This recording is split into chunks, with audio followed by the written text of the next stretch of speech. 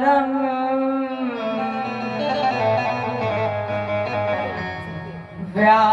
व्याप्तमेन चराचरम्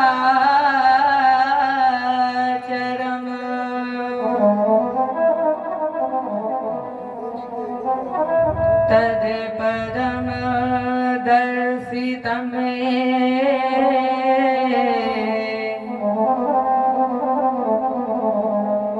तस्मै श्री गुरवे नमः।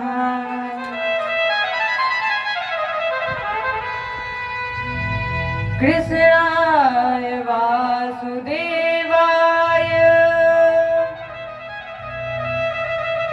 हरये परमात्मने प्रणतक्लेशनाशाय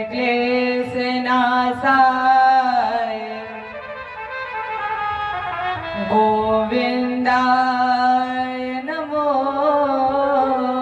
नमः।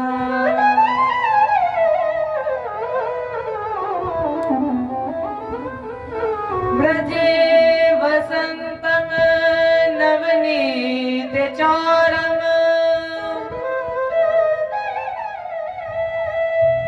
गोपाङ्गनानां चदकुलचौरम्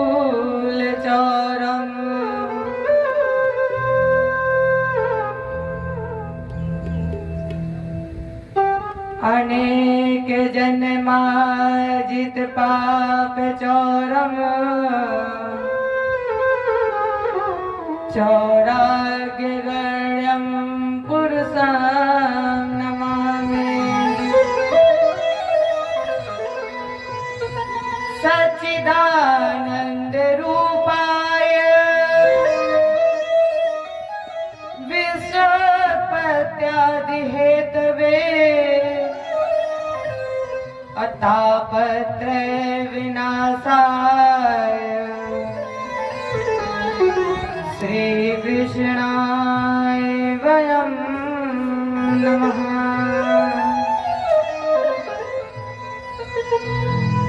गिर को उठाय ब्रज गोपो को बचाए लीनो अग्नि से उबारे पांडु बालक मझारी के राखो गज घंटा तले बालक विहंगम को लाखों वृद्ध नेम धर्म पांडु की नारी को गज की अरज सुन ग्राह से छुड़ायो शीघ्र और भारत में राख्यो प्रण भीष्म ब्रह्मचारी को। तीन विघता पिहारी संत सुखकारी है जो मोहे तो भरोसो वाही श्यावले बिहारी को। हे पारथ के सारथी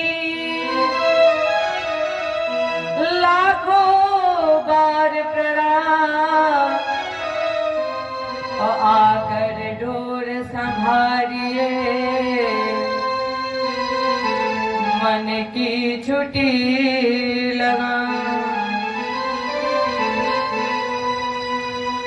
भगत भक्त भगवंत गुरु चतुर नाम बपे अतिन के पग बंधन किए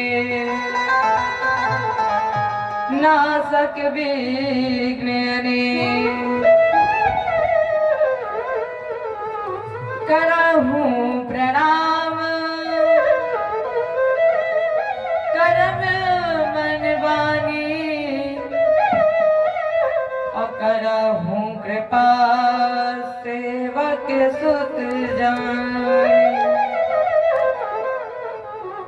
अतुलित बलधामं स्वर्णशैलावदेहम् अदनुजवन कृशानम् ज्ञानिनामग्रगण्यम्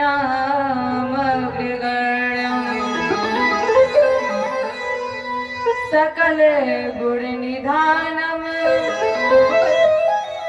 वाणिनारामधीशम्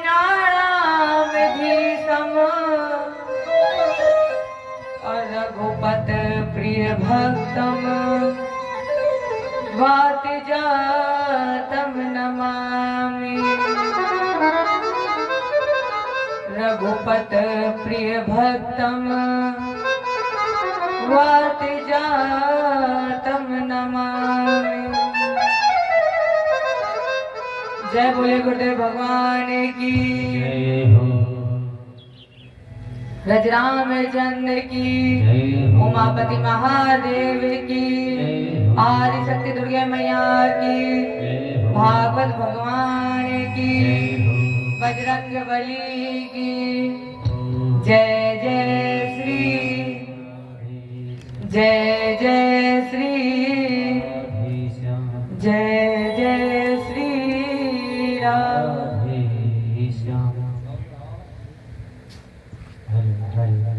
हरे श्री राम, जय श्री राम, हरे हरे। ज्ञान गंगा में जाने से पहले सर्वप्रथम अपने मन और वाणी को पवित्र करते हैं और ठाकुर जी से निवेदन करते हैं, मेरा गोपाल गिरधारी जमाने से निराला है।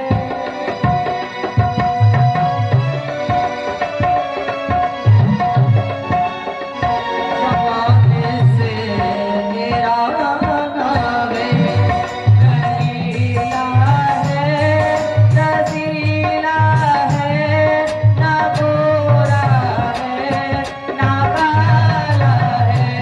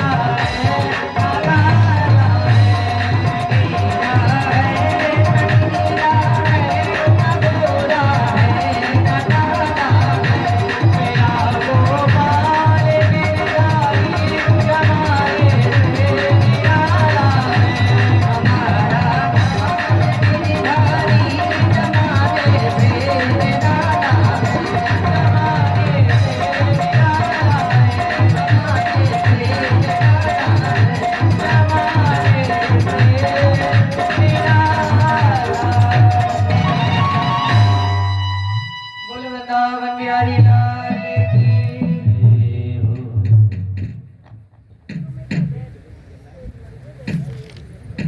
इस व्यासपीठ से चर्चा चल रही थी हमारी आपकी गिरिराज पूजन की। गिरिराज पूजन के द्वारा माध्यम बनाकर भगवान ने इस भारत को एक संदेश दिया।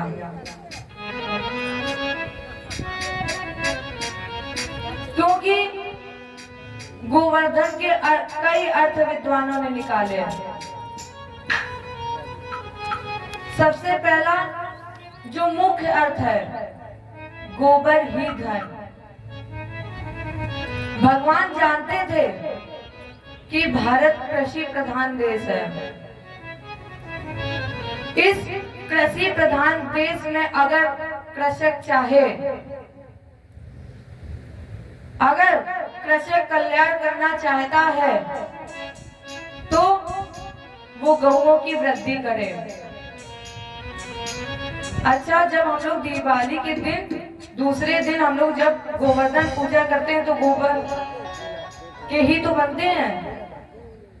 तो पहला संदेश दिया, अनमोल रत्न है गोबर।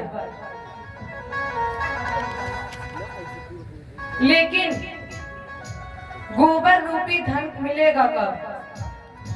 भगवान ने कहा जब तुम गोवर्धन बनो। गो माने गाय, वर्धन माने वृद्धि। या भगवान ने गोवर्धन का पूजन करा के संदेश दिया कि मानव अगर कल्याण करना चाहता है तो भारत में प्रकृति का दोहन ना करे।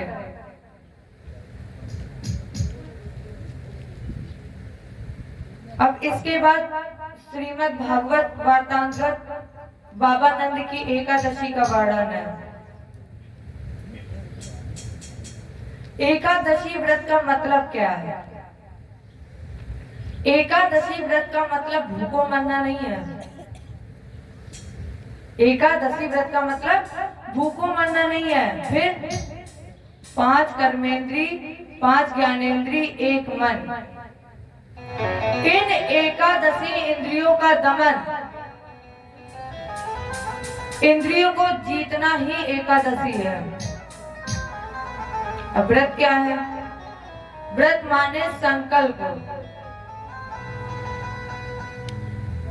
संकल्प लेकर हमें क्या करना चाहिए? संकल्प लेकर हमें उपासना करनी चाहिए। उप माने समीप, आसन माने बैठना। मतलब संकल्प लेकर भगवान के समीप बैठना, यही एकादशी व्रत है। अधर्म नहीं, अन्याय नहीं, किसी दूसरे को कष्ट नहीं दोगे और ये सब बुराई को त्याग कर भगवान के समीप रहना। बाबा नंद ने एकादशी का व्रत किया। अचानक ये रात में सो रहे थे तो अचानक इनकी रात में आंख खुली। अर्धरात्रि थी। इन्हें लगा कि सुबह हो गई है तो ये यमुना जी में स्नान करने के लिए चले। और जैसे ही यमुना जी के पास पहुंचे तो वहां पर वरुण देव के दूत घूम रहे थे, टहल रहे थे। तो वरुण देव के दूत बाबा नंद को लेकर चले गए। सुबह हुई तो भगवान कृष्ण उठे। देखा उन्होंने कि सभी ब्रजवासी हैं लेकिन बाबा नंद नहीं है। उन्होंने मैया से पूछा, मैया सब दिखाई दे रहे हैं पर बाबा नहीं दिखाई दे रहे हैं, कहाँ गए इतनी सुबह सुबह बाबा? मैया ने कहा कि बाबा तो रात में ही निकल गए थे पर अभी तक लौटे नहीं।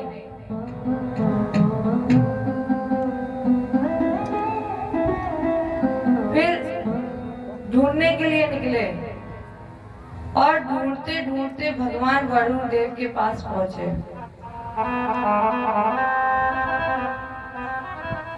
वरुण देव ने भगवान का तिलक किया और बाबा को लेकर वृंदावन पहुंचे।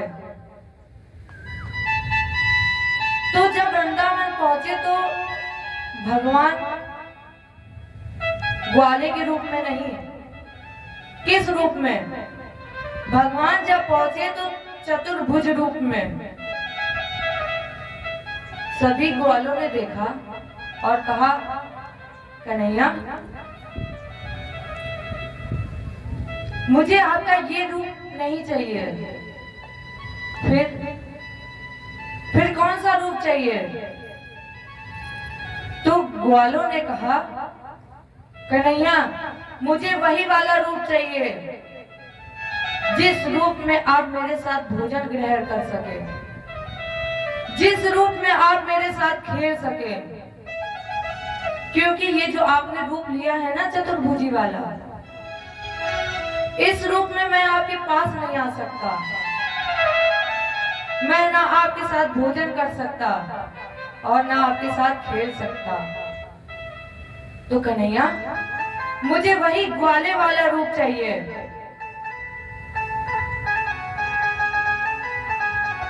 तो भगवान ने ग्वाले के रूप में गोचरण करने लगे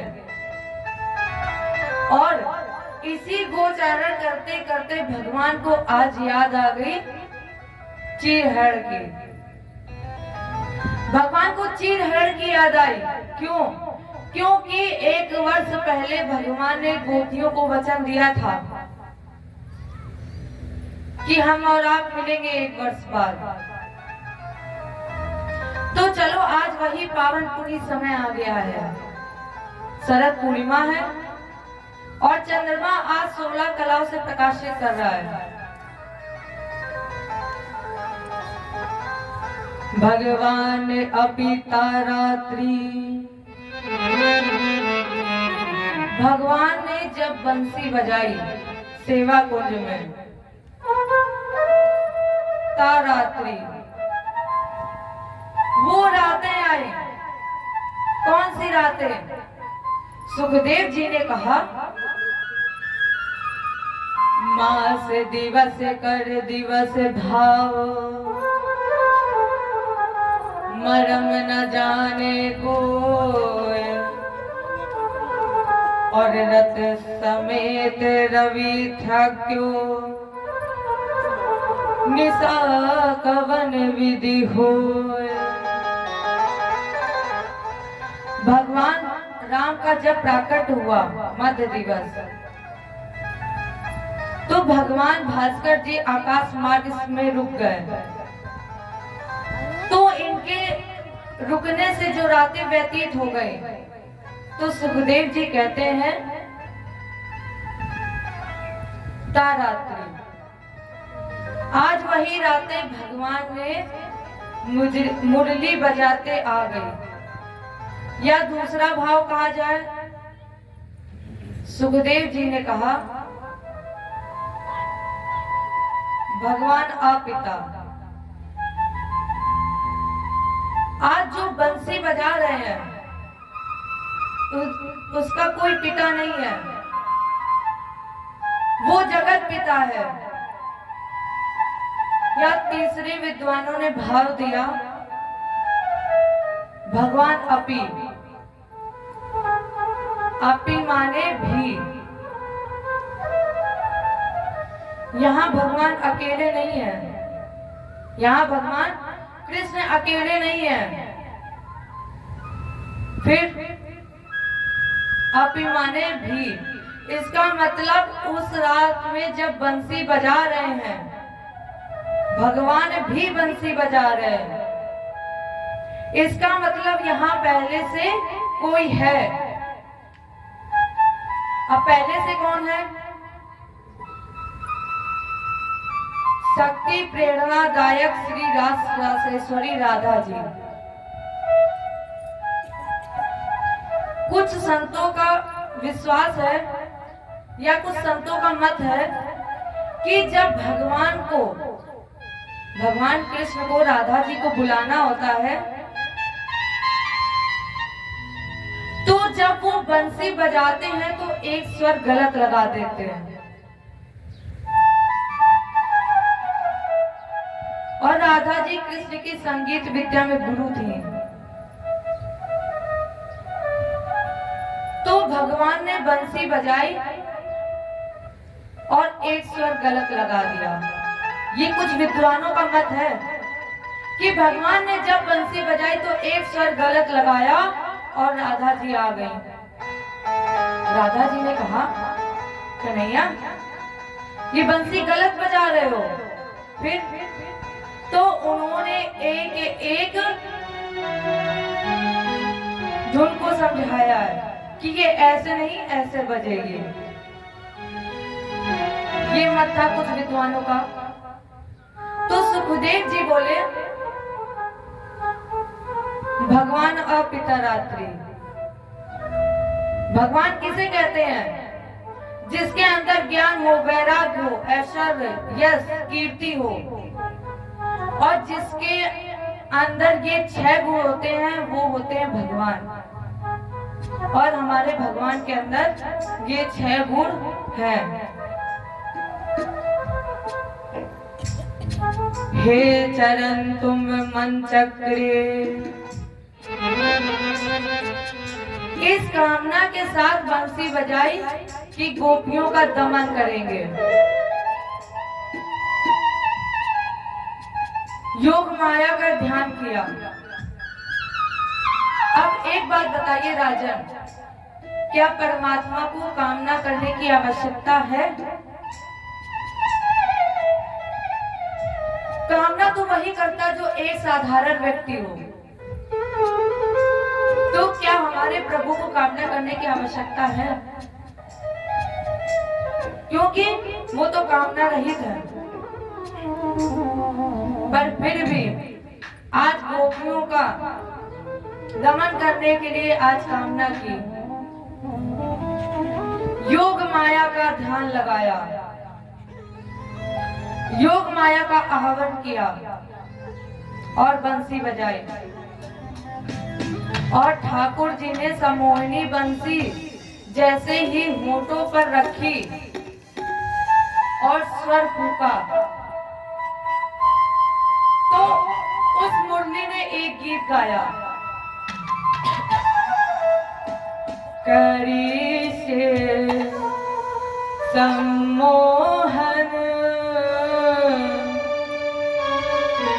सुरखी रमे सूक्ति विभूषा सुरेशा स्वात्यागी विबुध परिब्रह्मा विधिग्राम अशेषो शेषो वै तजति भुव भारम मम रवहे विशुर स्वामी मधुर वाक्यम तदितम। गीत गा रही है करिष्य सम्मोहन, मोहित कर रही है किसे? कामदेव को भस्म करने वाले शिव को। और जब उस मुरली ने गीत गाया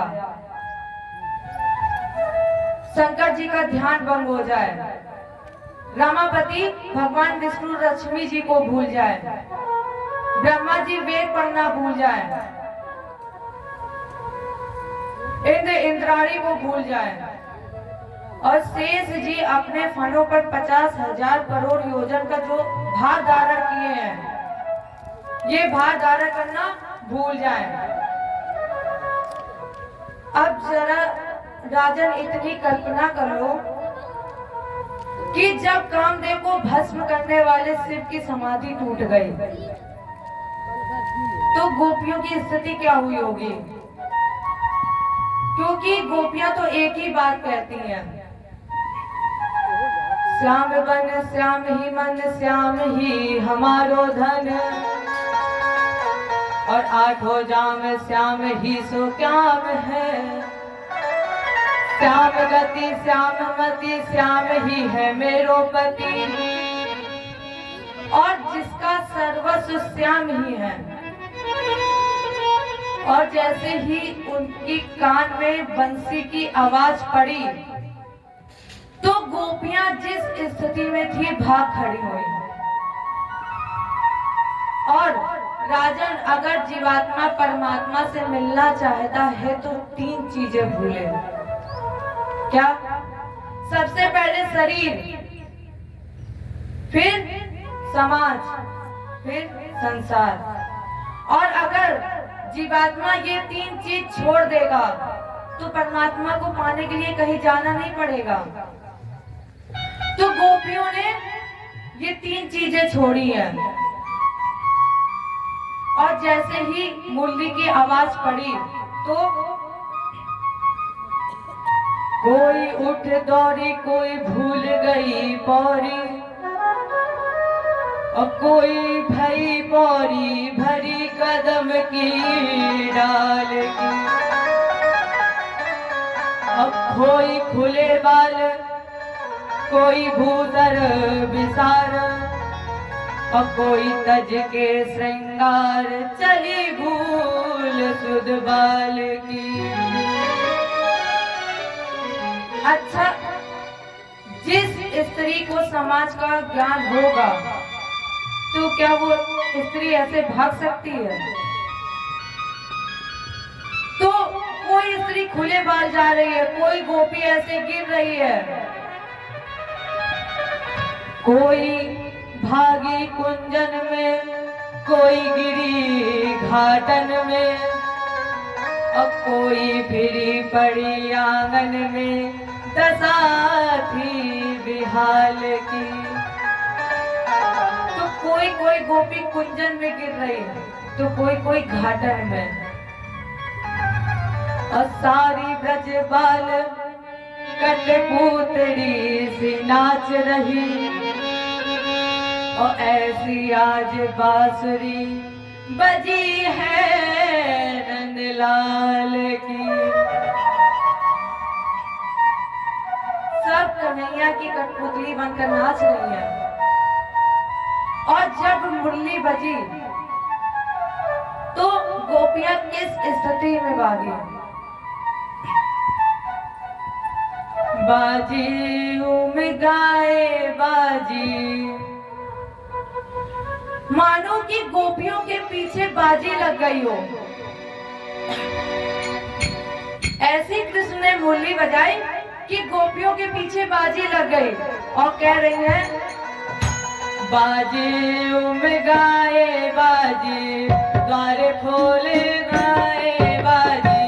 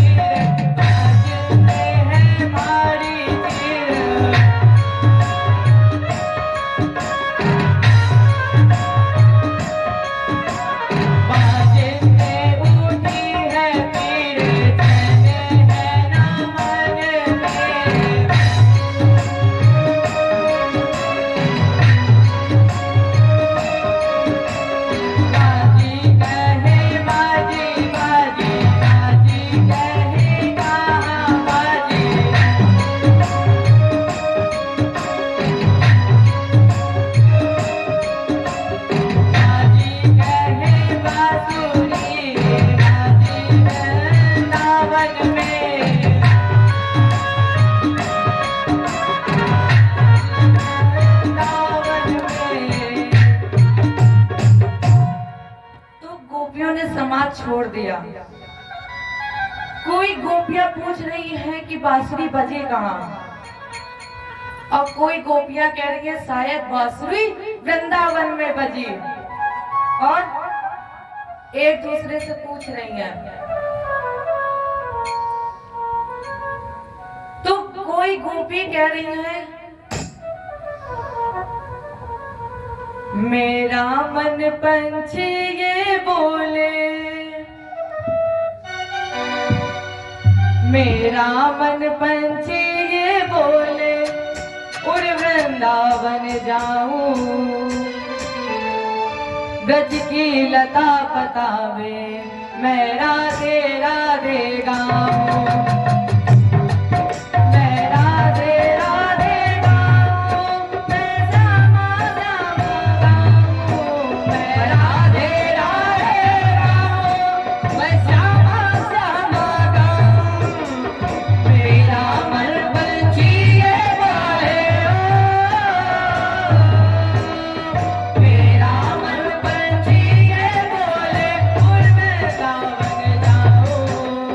Radhikila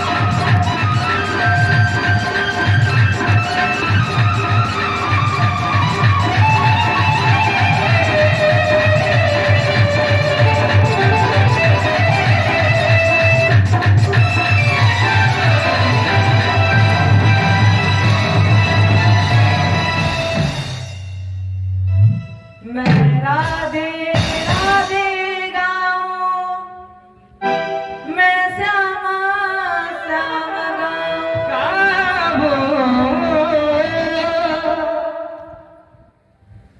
तो जैसे ही गोपियां कन्हैया के पास पहुंची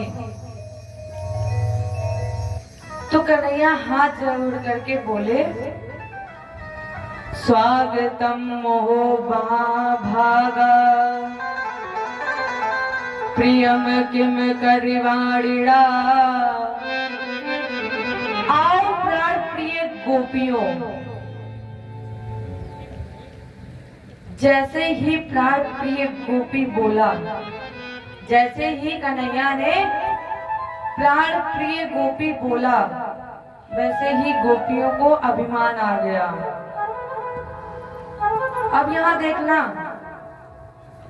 भगवान काम का दमन कर रहे हैं, काम को मारने जा रहे हैं। कन्हैया ने कहा, गोपी क्या वेशभूषा बनाई है और इतनी रात में क्यों आई हो? कुछ काम है? अगर तुमने सेवा कुंज का दर्शन कर लिया है तो गोपियों लौट जाओ। तो गोपियां कुछ नहीं बोली, सीधे चुपचाप खड़ी हो गई। कन्हैया ने कहा, क्या हुआ? क्या तुम्हारी पति से लड़ाई हो गई है? और अगर हो गई है तो गोपी लौट जाओ। लड़ाई तो चलती रहती है, इतनी रात में अंधेरे में क्या कर रही हो? क्योंकि एक स्त्री को अर्धरात्रि में किसी पुरुष के साथ अगर हो तो समाज उसे दोष लगा ही देती है। तो गोपी तुम लौट जाओ यहाँ से। कुछ गोपियां नहीं कह रही हैं, सब शांति से सुन रही हैं। तो उसमें से एक गोपी बोली कि स्वामी प्रभु मैं कहाँ जाऊं, क्योंकि आप तो जगत पिता हैं, आप ही तो सबके पति हैं। तो उसमें से गोपी बोली एक, प्रभु मेरा जो कुछ है आप हैं,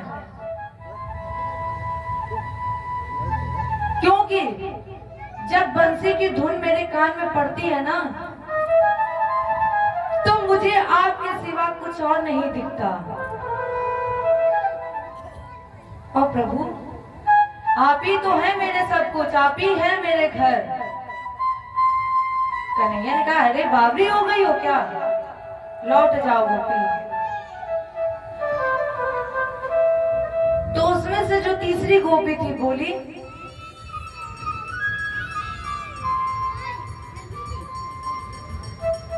मोहन तुम्हारे प्यार ने। कन्हैया ने पूछा, क्या तुम्हारे पति तुमसे प्यार नहीं करते हैं? अरे लड़ाई तो हर घर पे होती है, गोपी तुम लौट जाओ।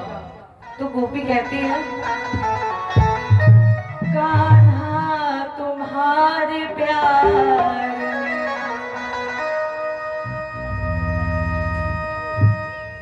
जीना सिखा दिया।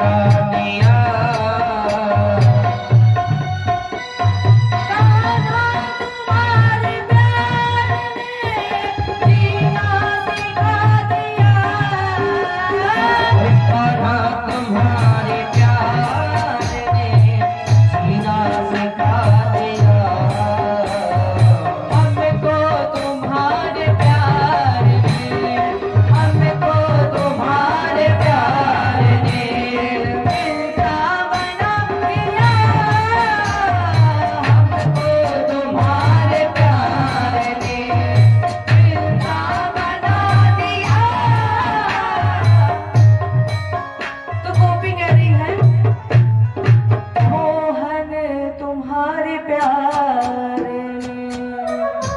बोल वृंदावन बिहारी लाल की।